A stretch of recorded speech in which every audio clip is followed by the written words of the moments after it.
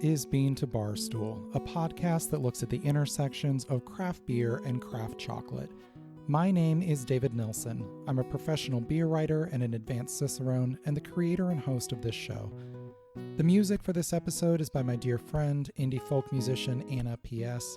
You can find out more about Anna's music in the show notes or at her website, annapsmusic.com. You can find links and information about our guests in the show notes as well. I hope you enjoy this episode of Bean to Barstool.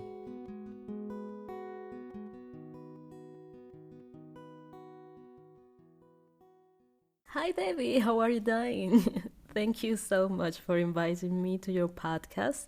This is a wonderful opportunity for me. It's actually my first time doing an interview like this, and also my first time speaking English in such a setting. So bear with me. It's still difficult for me to translate from Spanish to English. There is a lot we will talk about today, but before we dive in, I just want to thank you and express my gratitude for being here. This is a personal milestone for me because I have been following your work on social media for quite some time, seeing how you have grown and accomplished so many amazing things. It is truly an honor to be here with you. That's Zadkiela Rios, known to beer, beverage, and chocolate fans on Instagram as Zadky Beer to Bar. That handle is separated by underscores. I'll link to it in the show notes. Zadky and I have followed each other on Instagram for years, and it's been fun to not only follow her interest in pairing beer and craft chocolate, a niche interest not too many people have put an emphasis on, but also her polyglot fluency in a range of indulgences, including spirits, wine, and cigars as well.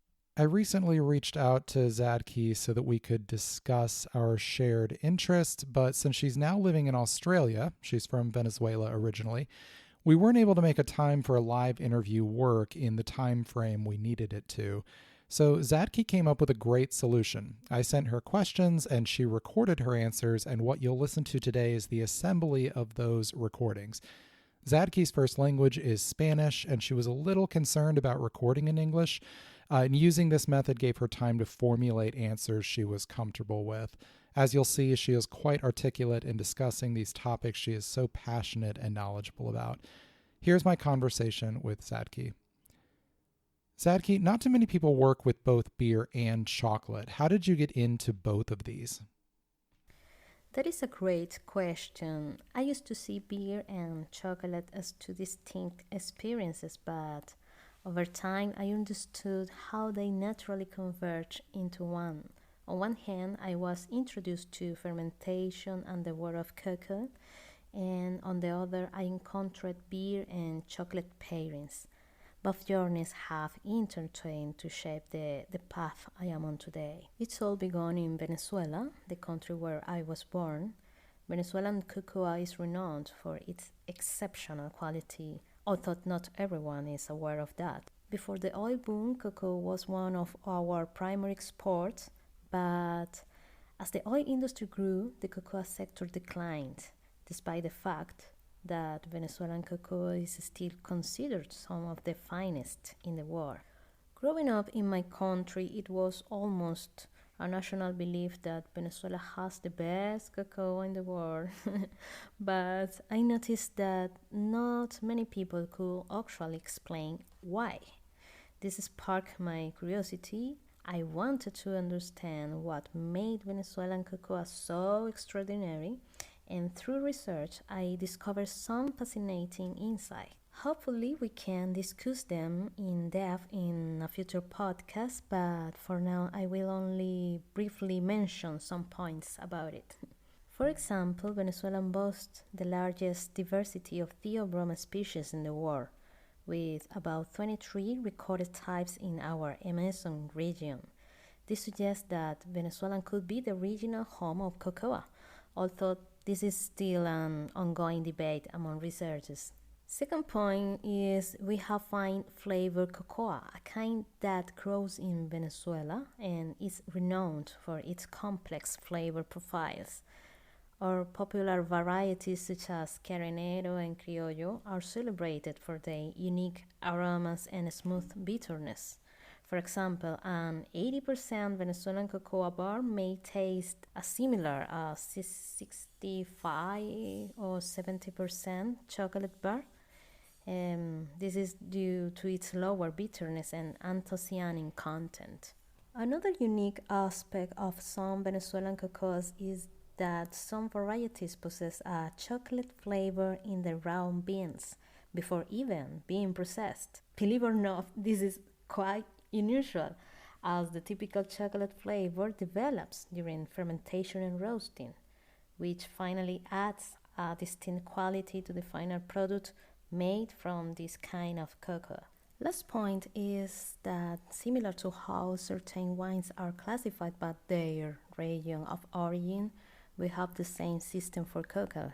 The land in Venezuela provides ideal conditions for cultivating some of the finest cocoa, and we have an appellation of origin for one of our cocoas, which is the Chuao One, an amazing cocoa.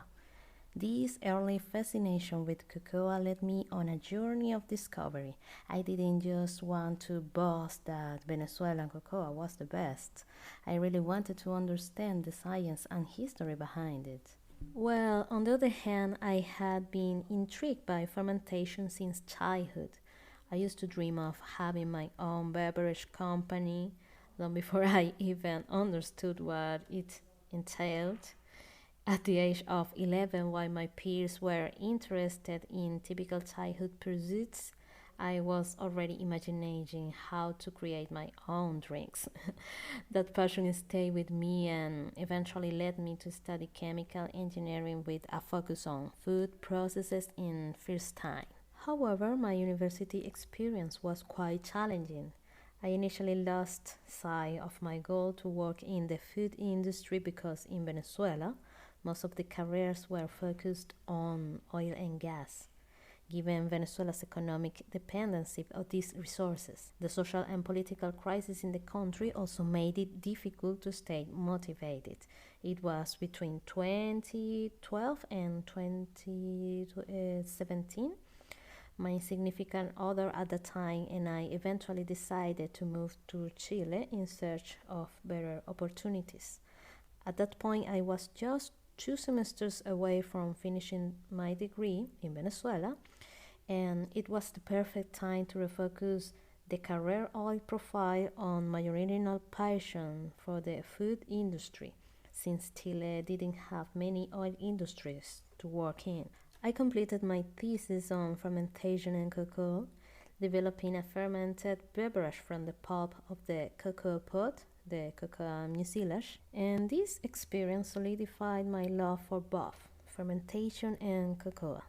So, a few months before moving to Chile, I shifted my attention more towards beer than cocoa, taking brewing and distilling courses to build my expertise. I have to put the cocoa on the back burner, as Chile is not cocoa producing country and even has strict regulations against planting cocoa trees because an important part of the economy is based on the export of fruit and viticulture, and they have to be very careful of their environment. So I thought I will have to leave cocoa behind, at least professionally. In Chile, I started to work on different beverage projects while and after studying microbrewing diploma at the Pontifical Catholic University of Valparaiso. But by a twist of fate, I unexpectedly came across a chocolate club called Cacao Magno Chile. They were offering bean-to-bar chocolate tasting events, and I started to attend, which reawakened my passion for cocoa.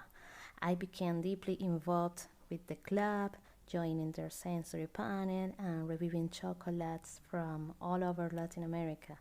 It was incredible experience to be surrounded by such a diversity of origin, processes, and flavors profiles. During this time, I made many friends. I have the honor of meeting Claudia, who became a very close friend. She is an agronomist with an enviable sensory analysis ability. Sharing that journey with her was a very enriching experience. I also met Karen, the club's founder, who suggested I start creating beer and chocolate pairings for the community. Initially, I wasn't sure how they two will work together beyond the usual chocolate pairings, using chocolate and stout or porters.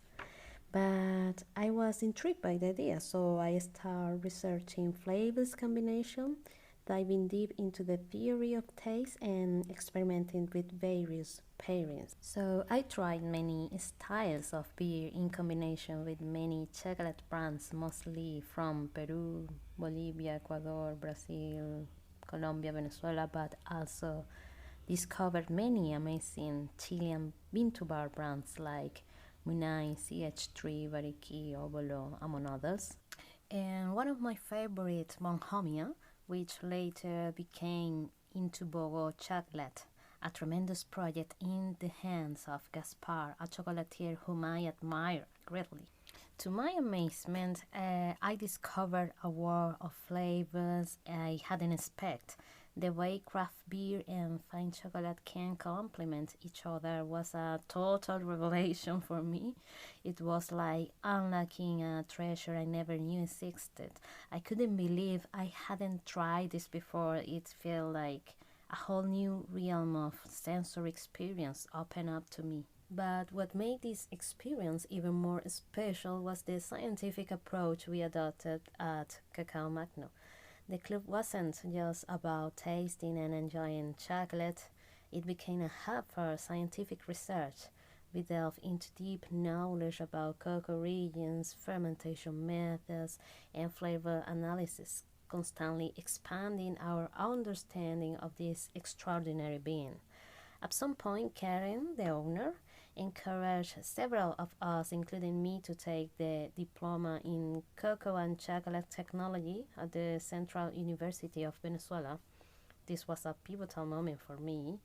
The course provided me with in-depth understanding of the chemical, biological, and technological aspect of cacao and chocolate production.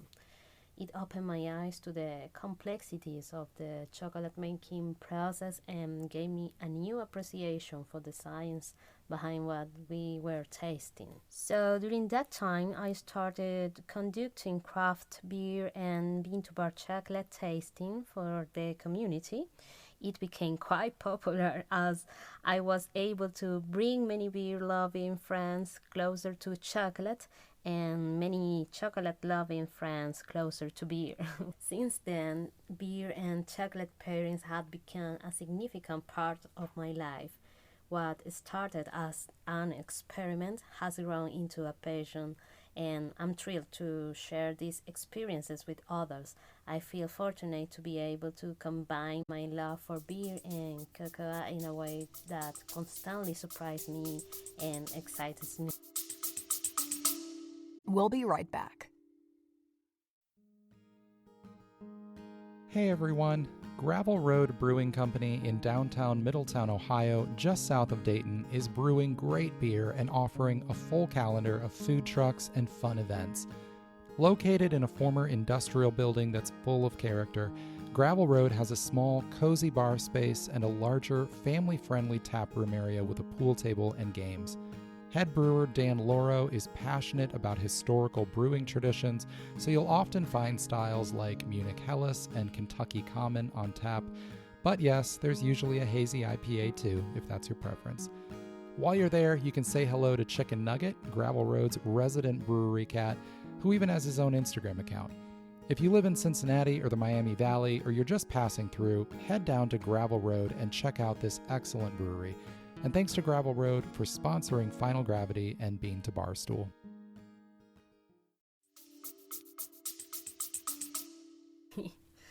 And what is your current work in the beer world? Right now, I work at Gage Road Brewery, the largest craft brewery in Western Australia. We produce around 20,000 hectoliters of beer per month, which equals about 2 million liters of beer per month. In addition to beer, we also produce cider, ginger beer, and different hard seltzer flavors. It's a large plant. In fact, we are currently scaling up to increase our production capacity. Before moving to Australia, I had built a solid career in Chile, working as a product and project manager in the beverage industry. At one point, focused on beer and wine machinery development, and in another period, on quality management in beer production process. However, when I arrived here in Australia, I had to be realistic and recognize the challenge of being in a country where English is spoken, and even more so, a version of English that can be difficult to understand, the Australian one. My communication skill, which had always been one of my strengths, have not been as strong as usual, and that's impacted not only my personal life but also my career. It has been like a blow to my self-esteem or something like that. Because of this, I decided to take a step back and start a more hands-on level. I am currently working as a plant operator. Surprisingly, this decision has been a blessing in disguise, as it has expanded my knowledge in ways I didn't expect. Even though my role is more practical now, it has given me a depth understanding of how to manage a large scale craft brewery. Before this, I was mainly focused on quality, new products development, but working here has shown me how those processes are handled on a much large scale. It is amazing to see the level of precision and control required to ensure everything runs smoothly. You quickly realize there's no room for error. Every step must be executed perfectly to protect the quality and quantity of the products. It's incredible what you can learn from a more operational role. Even tasks that might seem simple in a smaller brewery become complex challenge when working on a large project like this. What are your thoughts on pairing beer and chocolate? What are some specific things you've learned about pairing these together? I believe that in the craft beer world, beer and chocolate pairings don't receive much attention. I mean, they don't seem to be among the most popular choices compared to other beer pairings, which I think is due to a lack of awareness. If you ask most beer enthusiasts or even beer sommeliers, they will probably mention the typical pairings of chocolate with stouts or porters. If they have a bit more knowledge, they might suggest chocolate with Belgian beers, but that is usually as far as it goes.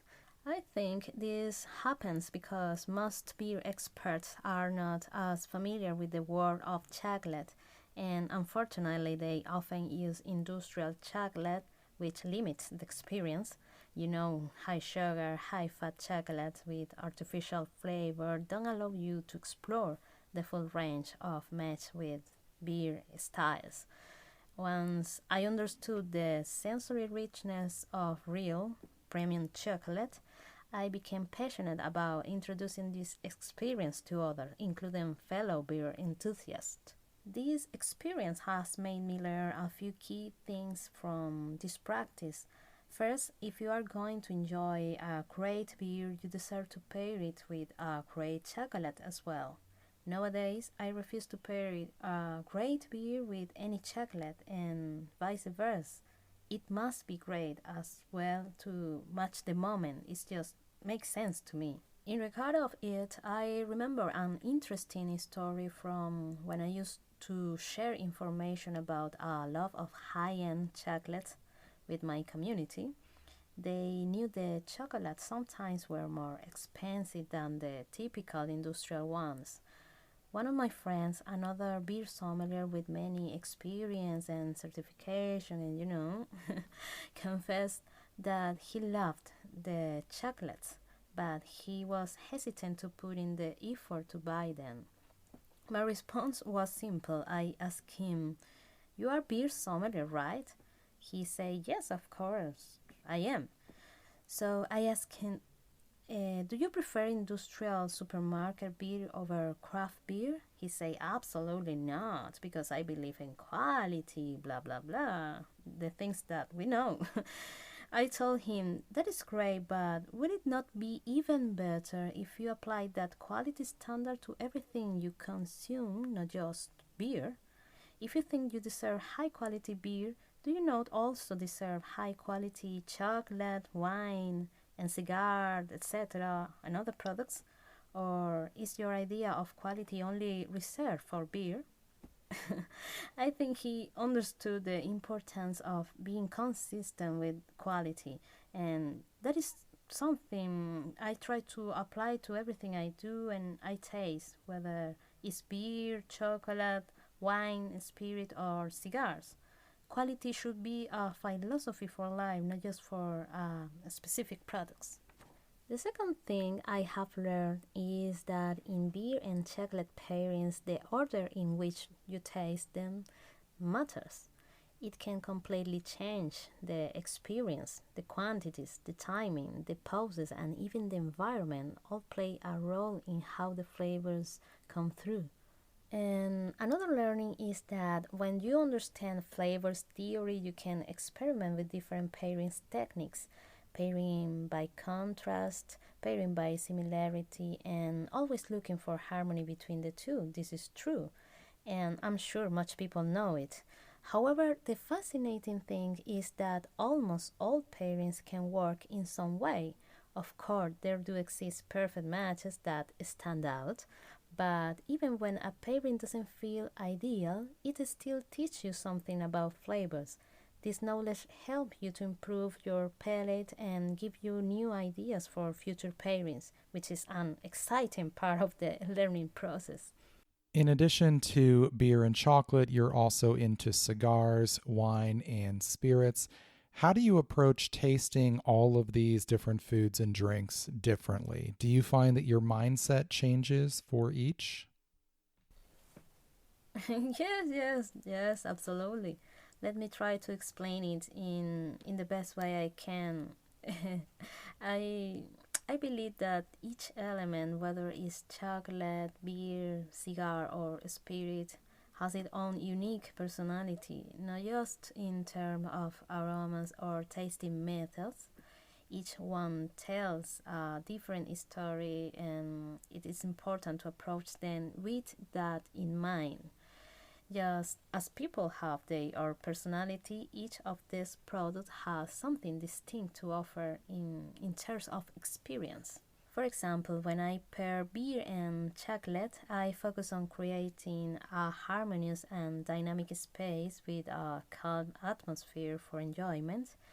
But when I add a cigar to the experience, it brings in a whole new dimension. It's like asking someone, did you enjoy that? Well, get ready for something even more. Ta ta ta ta, the cigar has arrived. But even though it's exciting, you have to be careful. Everything in the tasting needs to be balanced. It's not just about carefully selecting the elements, although that is an art in itself, but also about managing the amount of the and the timing, and especially when cigars are involved. When it comes to cigar pairings, I believe they should be done in moments of deep relaxation. You shouldn't have any pending task or even be aware of the time. For me, it's more of a philosophical and reflective process where you immerse yourself fully in the experience. The way I approach these pairings reflect that mindset. In terms of procedures, I usually leave the strongest flavors, such as the cigar, for the end. This allows you to appreciate how the flavors build upon one another step by step. The strength of a cigar sometimes can overwhelm the subtleties of some elements, unless you are pairing it with spirits or other strong drinks. So, in this case, time is your best friend. You need to understand the role each element plays in the experience. The beer, for instance, acts as a palate cleanser but provides you a structure to the aftertaste, while the chocolate becomes the main star, harmonizing with the cigar. In this point, some may ask, if the star of the show are the chocolate and cigar, why include beer? But the truth is, beer plays a crucial role. It balances the temperature on your palate after each round of tasting the chocolate cigar pairing. Beer often adds a refreshing element, not as a total cleanser, but as a balancer, offering you a whole new dimension to the tasting. It allows you to reset the experience. This is very different from pairing with the spirit, where the heat of the alcohol enhances the warmth of the cigar.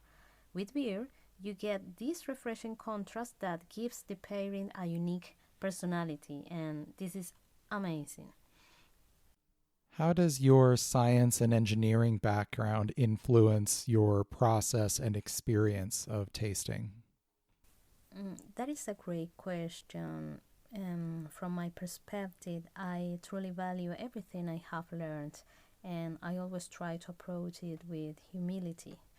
Certainly, I hold a bachelor's degree in chemical engineering, along with diplomas in distilling, brewing, and cocoa technology. These studies have definitely shaped the way I approach tasting, giving me a different perspective. My background in science and engineering has allowed me to think beyond just the taste and aromas of beer and chocolates. I often break down and analyze this experience, drawing from knowledge of biochemistry and processes. This structured way to thinking helps me identify the many layers of flavors and aromas in a special way, understanding how they were formed during production and often knowing what to expect from them. However, I would like to emphasize that while that background has given me valuable insights, many tasting professionals, even those without a scientific or engineering background, also possess deep knowledge of these processes. I have taken programs like Cicerone, not all yet, but Cicerone's or BJCP training, and I know that these programs and certified provide excellent scientific foundation for beer professionals. People without a previous background are capable of achieving an excellent scientific level. So I believe that the real value of a good taster lies in their ability to train hard, connecting their knowledge to what they are tasting and communicate that effectively. So, if you ask me how my background specifically influences me, I will say it is more about how I communicate and present these experiences to others. I enjoy explaining the science behind the products in a way that makes it accessible and relatable. For example, I love showing people that the process behind beer or chocolate production are not as far removed from everyday life as they may think. This industrial process often mirrors things we do on a smaller scale in our own kitchens. So, this ability to connect complex concepts with simple everyday examples gives me an edge when sharing my passion for beer, chocolate, and other specialties. It is not about showing how much you know, but rather about making the science behind them feel approachable and exciting for. We'll be right back. Hey everyone, my book on pairing craft beer and craft chocolate is available now on Amazon and on the Bean to Barstool shop. Pairing Beer and Chocolate, a guide to bringing the flavors of craft beer and craft chocolate together, is out now. This paperback book explains the process of pairing beer and chocolate, includes a guide to hosting a pairing at home, walks through dozens of beer styles to provide style-by-style pairing guidance, and gives room for taking your own pairing notes along the way. This is the only book on pairing beer and chocolate available. Grab your copy now at the link in the show notes or on Amazon. If you manage a tap room, bookstore, chocolate shop, or cafe and want to stock the book, get in touch about our easy wholesale process. Beer and chocolate belong together, and this book is your guide to getting the most out of every pairing.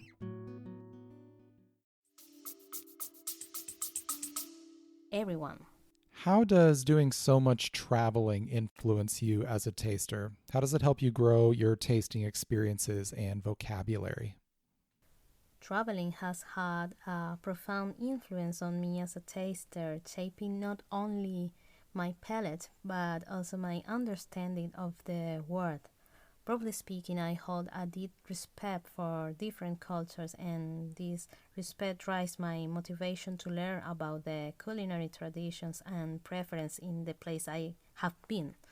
Each culture has its own unique history, which often reflects in the flavors of the food and drinks they produce and consume. By immersing myself in local custom, I gain insight into the ingredients and techniques that define their cuisine. Not only enriches my tasting experience, but also expand my vocabulary. For instance, when I explore a new region, I pay close attention to the local specialties, whether it is the spices used in a particular dish or the unique brew methods of local brewers. Understanding these nuances help me appreciate the artistry behind each creation, and I can bring this knowledge back to my tasting. Furthermore, traveling allows me to discover new flavor combination and approaches that I might not encounter in my own country. Each destination offers its own palette, and by tasting the local fare, I can identify common traits and distinctive elements that contribute to a broader understanding of flavors profiles. For example, in Chile, merquén pepper and cowel salt are two ingredients that stand out in the country's culinary tradition.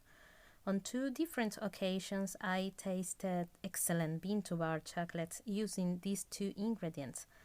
Merquén, a Mapuche condiment made from smoked chili, adds a spicy and smoky flavor to chocolate, creating a fascinating harmony with the roasted notes of the cocoa. Was amazing.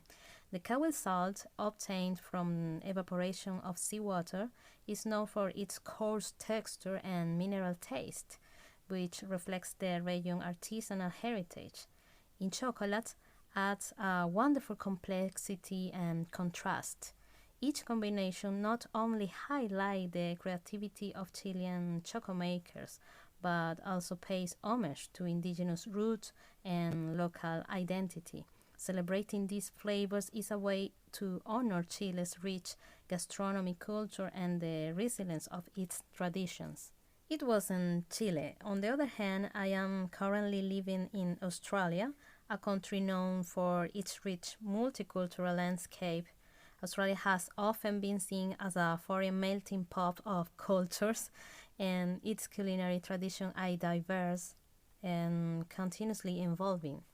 Immersing myself in this vibrant food is exciting, and understanding the many influences at play here presents an enriching and rewarding challenge for me in this moment. What have been some of your favorite recent pairings? Before I tell you, I want to take this opportunity to reach out to all the Australian or Western Australian beer to bar chocolatiers and chocolate masters who are listening because I am genuinely eager to continue exploring incredible pairings beyond that what I have already experienced, since I am new to this area and don't yet know many enthusiasts in the file. Sometimes I feel a bit slow in my search for the perfect combination. However, I have already had the pleasure of trying some fascinating brands such as Gabriel Chocolate, Bahen & Co., Alter Eco, and Sue Lewis, who is a chocolatier here in the city of Perth, whose creation has impressed me, wow, by using different addition techniques such as fruit infusion and fruit inclusion. I find her chocolate to be a high level, and I think they will surely become one of my favorites here in Western Australia. So I recently tried a pairing with one of her creations, a 55% Trinitario cocoa from Brazil, double fermented and infused with passion fruit, and it was marvelous. Beside the excellent tempering work that was visually noticeable, on the palate it elegantly envelops with a silky velvet structure. The passion fruit nuts are perfectly balanced, just enough to stand out without overshadowing the magic of the chocolate itself. I paired this creation with a barrel-aged beer that was a gift from my coworkers. The beer's name is Land at Last. It's an oak-fermented French saison conditioned for 18 months in French oak white wine barrels. It has a clear tartaric acidity profile, slightly lactic, with a touch of barnyard aroma on nose, supported by a saline backbone that greatly enhanced the structure of the beer. It's a remarkable creation from Phelan's Barrel Hall in Brisbane. Together, wow, it was a symphony of harmonies. The fruitiness of the passion fruit in the chocolate bar not only harmonized with the acidic profile of the beer, but this sensation, along with the salty notes of beer, also promote flavors reminiscent of artisanal liqueur. The experience of tasting the beer transformed into something like tasting a passion fruit based liqueur, aged and matured with a profile that even brought out tamarind notes. It was a continuous cycle that worked beautifully. On one hand, the sour beer cut through the aftertaste with its sharp acidity, while on the other hand, the silkiness and enveloping nature of the chocolate made your mouth water, resetting the experience. This interplay of sensory effects, flavors, and aftertaste provide a fun and astonishing pleasant experience in this pairing. Was incredible. Zadky recently posted a really delicious looking pairing on her Instagram using a barrel-aged saison from Felon's Barrel Hall. The beer is called Land at Last. It was an oak-fermented French saison conditioned for 18 months in French oak white wine barrels. The nice clean acidity and some barnyard funk, and she describes a saline backbone that enhances the structure of the beer. She paired it with a 55% bar from Sue Lewis, the chocolatier in Brazil. It's a double fermented bar infused with passion fruit. She describes the fruitiness and brightness of the passion fruit harmonizing with the acidic profile of the beer, and like the salty notes of the beer promoting flavors reminiscent of artisanal liqueur. The experience of tasting the beer transformed into something like tasting a passion fruit-based liqueur, aged and matured with a profile that even brought out tamarind notes, she says. Sounds delicious, and you can go to her Instagram, Zadky Beer to Bar, that's all separated by underscores between the words, and find lots more excellent pairing guidance. It's a really fun page, very colorful. She does a lot of video content if you're into that. I will link to her page, of course, in the show notes. Thank you so much to Zadky for coming on the show today. Like I was explaining at the beginning, it was kind of complicated to make this work, but I really appreciate her flexibility and her creativity to come up with a great solution so that we could end up having a really good conversation here. I hope you all enjoyed it, learned some things about pairing. As always, any thoughts or questions you have from this episode, reach out to me, reach out to Zadky, let us know what you thought. We'd love to have conversations with you about the topics in here. Podcasting a lot of time or doing different interviews like this, whether you're the host or the guest, can feel a little bit like you're talking to an empty room. You don't have an audience in front of you. And so the only way we know that you are enjoying what we're talking about and are benefiting from it, the only way we know that if you have any questions or anything like that is if you reach out to us. So please do get in touch. Let us know what your thoughts were. Thanks again to Zadky for coming on the show today. Thank you all for listening. I hope you enjoyed this episode of Bean to Barstool.